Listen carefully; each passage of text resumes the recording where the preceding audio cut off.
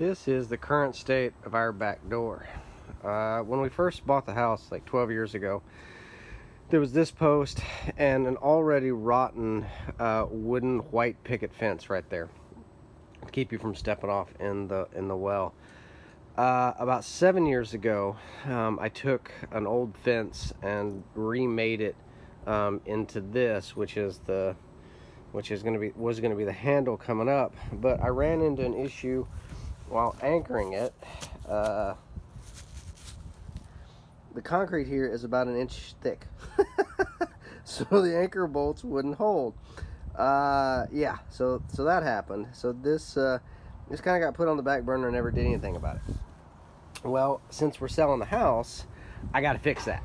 And so, I mean, I could just put another cheap ass picket fence there and a little wooden handrail with one screw holding it all together. But no, I believe in overdoing shit, even if it's not my shit anymore. So I'm gonna put this rail here, and then I went to my second favorite reuse store here, an architectural salvage place here in Seattle, and I picked up some steel, and I'm gonna do the fence here and then marry it in with the railing going down. So here's that process. This is another piece of fence that I picked up. Now it doesn't quite match with the curves. Ordinarily I would probably just go into the forge and make some or put it on the bender, but yeah, I'm not gonna do that. I did, however, really like this detail at the end. So list price on this 10-foot piece of fence was 145 bucks.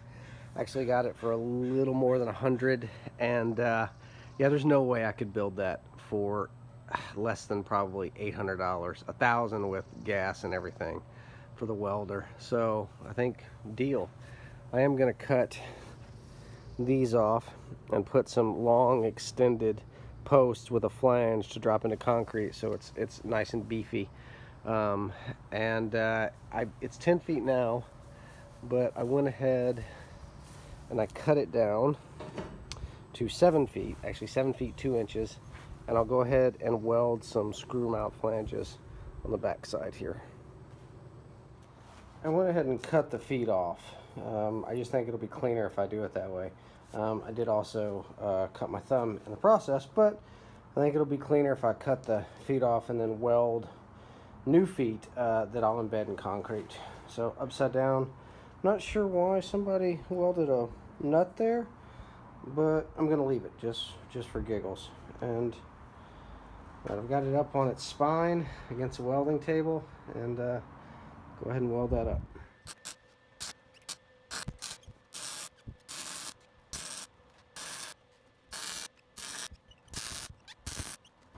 Now, after judicious use of grinders, sanders, and wire wheels, which I'm sure made my neighbors super happy, I applied some rust reformer to some spots, and then I'm going over everything with some self-etching primer, a couple coats.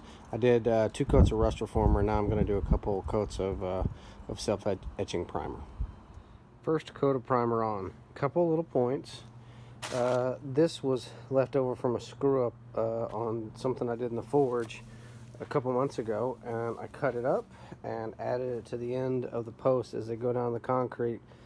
It'll look better, and it'll give it a little more strength to keep it from pulling and moving and that sort of thing.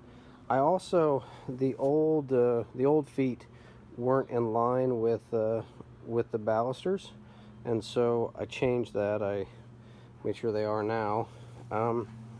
And then, have you ever done something where you were completely finished, and then as you were moving to the next step, you went, "Oh, shnikes," especially after you've already put your welder up?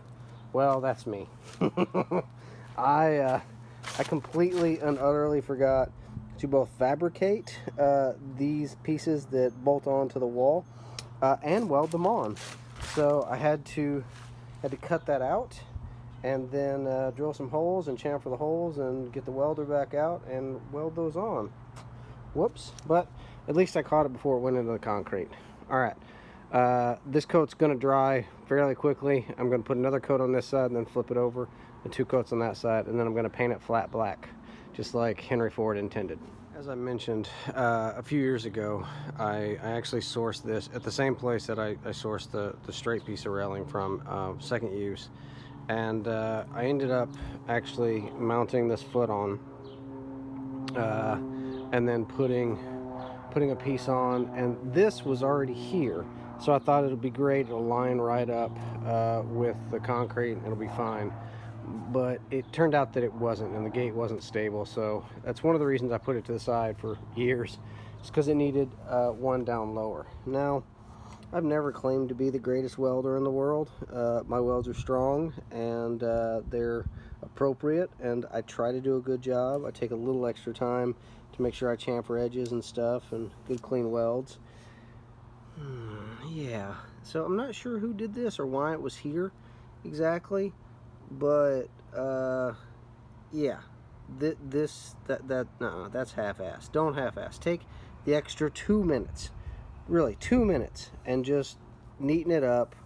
Spend a little time welding. It costs like maybe 5 more cents, and yeah, I really prefer to do it that way than to do a hack job like that. So anyway, I think that whoever, you know, put this together 100 years ago, their attention to detail with the curls and with the twists, I think it deserves at least that, and it probably deserves better than that, but not that. So my 2 cents worth. I'm gonna get off my soapbox for now. Some hours later, all welded up finally, and both coats of primer on, and I have started the first coat of sweet flat black Rust-Oleum.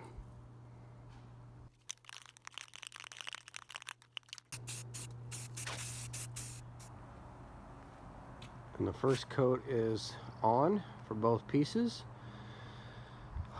Took a full can for the first coat. I figure each coat about 3/4 of a can, so another couple cans of black, and then I'm going to clear coat everything with a nice hard automotive clear coat. 2 coats of primer, 3 coats of black, and a coat of finish on both sides of the railing and of the fence. So I'm going to let it dry tonight and then install it tomorrow.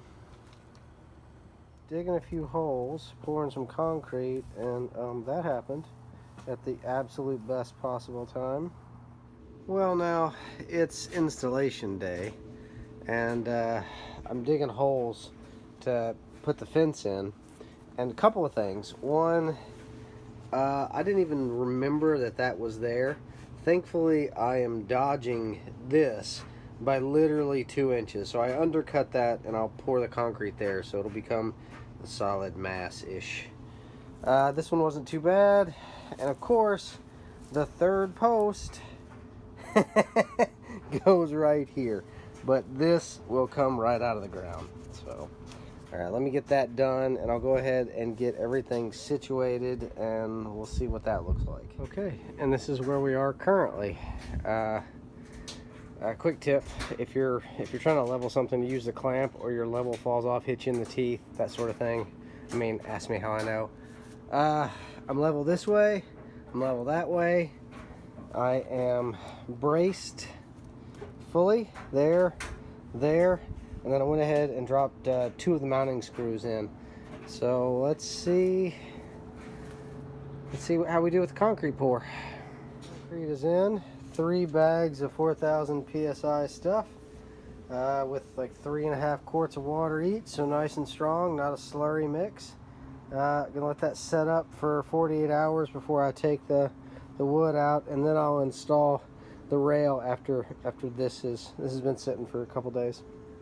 All right, installed, but I'm not 1,000% happy. I mean, I'm not even going to comment on the different heights, different ages, that sort of thing. But I got a little bit of wobble there just because it flags out. And here, while it's anchored there, and I've got it anchored 2 spots there, I don't like the wobble here either. So what I'm going to do So I'm going to weld a cross piece here as a boot scraper, and then another cross piece here just because, and then I'm going to take a piece at the back too. It's just cheap insurance, really. And I get that this is at my house, and we're selling the house, and I won't ever have to deal with it, but I don't want a project for somebody else. I don't want something that isn't either safe or just super bomb proof, you know, rock steady. So I want to make sure that the new owners of the house have a railing and a fence that they never have to worry about. So I pulled my welder over and gonna weld those pieces in. The braces are in and everything's welded and ground and sanded and all the good stuff. It's just me, so I didn't do any action shots of my sweet welding, but there it is. It's in, and again, there is the boot scraper. Everything's primed and sealed, and I'm gonna let that dry for a little bit before I put the first coat on, and like everything else, we'll get 3 coats. So almost there. All welded together. This is the new back entry with the Juliet balcony and the basement Dutch door, the railing, and the stair banister. Now I did put these supports in, and as mentioned, this one is of course a boot scraper. Yep. The concrete here is below grade. The dirt's going to go back there, grass planted on top, and that'll clean up nicely. Yeah, happy with how this turned out. So finished in all its glory. We actually didn't end up putting grass here. We used mulch, but in addition to taking care of that, I went ahead and replaced the old drain cover as well, because it was tired and broken and 96 years old. So yeah, really happy with how that turned out. Well, as many of you may know, this is actually at my own house, a house that we will be selling in the next month. It'll be listed in about a month. Now, we had never planned to sell a house, but you know, you want to hear God laugh, you tell him your plans. Why then did I do all of this work with a railing and some forge work and welding and concrete and all this? Well, number one, it's the right thing to do. I don't want to give the new owner of a home that I put this much sweat equity and love and kindness over the years into, I don't want to give them a project. I don't want to give them something to do right away. I want to take care of everything that we had open. I'd already started this before the sale of the house was even a possibility, so I finished it. It would be expensive for somebody else to do. I did it, and I don't know, like $300 total. But having a metal worker, fence company come in to do this, or to have somebody forge or weld, no, it'd be prohibitively expensive. So I went ahead and took care of it. One, it's peace of mind for the new owner, like I said, and two, I sleep better at night knowing I didn't leave something undone, knowing I didn't leave something that should have been done or could have been done just sitting there. So anyway, thanks for following along. Thanks for bearing with me as I do this. I do appreciate it. If you could do me a solid and hit the subscribe button, I'd really appreciate it.